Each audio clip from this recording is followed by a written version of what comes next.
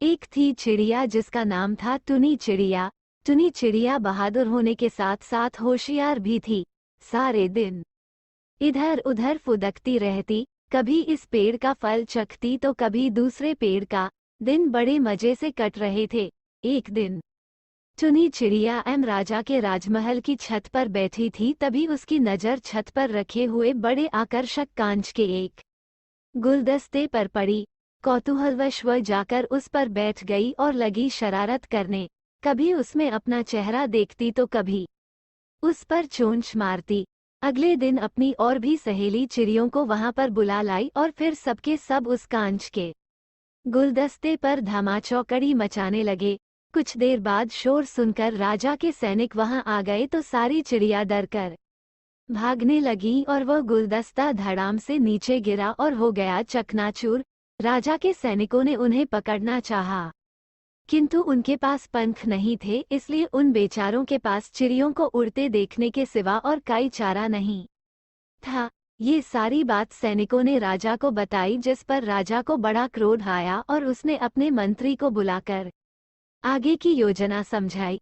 राजा ने अपने राज्य में ये संदेश भिजवा दिया कि अब से कोई भी व्यक्ति चिड़ियों के लिए दाना पानी की व्यवस्था नहीं करेगा, यहाँ तक कि छत पर भी अनाज नहीं रखेगा।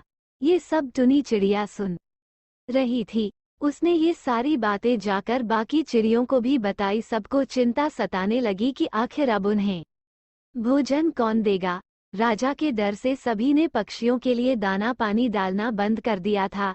चिड़ियों ने एक बैठक बुलाई, जिसमें सबसे ज्यादा उम्र की चिड़िया बोली कि चिंता करने की बात नहीं है, हम लोग जंगल में लगे पेड़ों के फलों पर निर्भर रह सकते हैं तथा अपनी भूख मिटा सकते हैं।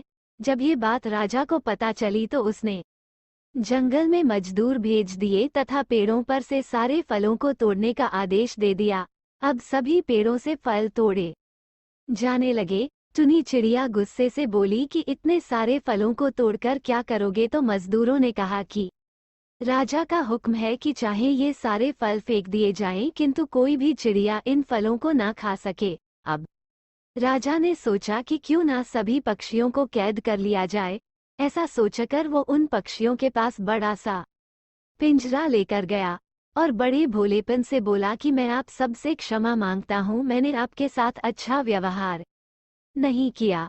मैंने आप सभी के लिए यह बड़ा सा पिंजरा बनवाया है, जिसमें आपके रहने और खाने पीने की सारी व्यवस्था होगी और आपको भोजन के लिए नहीं भटकना पड़ेगा। टुनी चिड़िया को राजा की बातों पर विश्वास ना हुआ।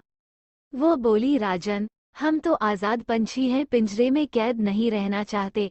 इस पर राजा बोला कि इस पिंजरे का दरवाजा हमेशा खुला ही रहेगा, आप लोग जब चाहे इसमें आ जा सकते हैं। अब टुनी चिड़िया राजा की चालाकी को समझ चुकी थी कि यह हम सबको इस पिंजरे में कैद करके कहीं बाहर भिजवाना चाहता है। वो बोली, आप हमें थोड़ा समय दीजिए ताकि हम आपस में विचार विमर्श कर सकें। राजा ने अनुमति दे दी। अब छुटकी ने सभी पक्षियों को राजा की चालाकी तथा धूर्तता के बारे में बता दिया। सभी ने योजना बनाई कि इस राजा को कैसे इसी के पिंजरे में कैद किया जाए। कुछ देर बाद सभी पक्षी राजा के समक्ष उपस्थित हुए।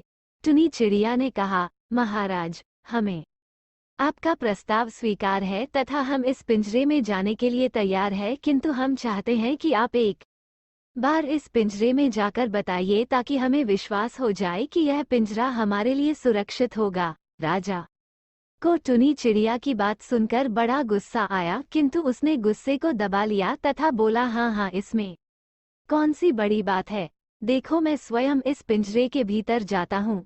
दरबारियों ने उन्हें रोकने का प्रयास किया, किंतु राजा ने उनकी एक ना सुनी। जैसे ही राजा ने पिंजरे में प्रवेश किया, हलचल होते ही खटाक की आवाज के साथ पिंजरे का दरवाजा बंद हो गया। राजा चिल्लाया, अरे कोई बाहर निकालो, पर किसी के पास पिंजरे का ताला खोलने की चाबी तो थी नहीं, क्योंकि योजना तो यह थी कि जब पक्षी पिंजरे में बंद हो जाएंगे तो उन्हें पिंजरे सहित दूर फेंक दिया जाएगा। इसीलिए ताले की कोई चाबी भी नहीं बनवाई गई थी। अब राजा को बड़ा पछतावा हुआ और सभी चिड़ियों ने टुनी चिड़िया की खूब प्रशंसा की।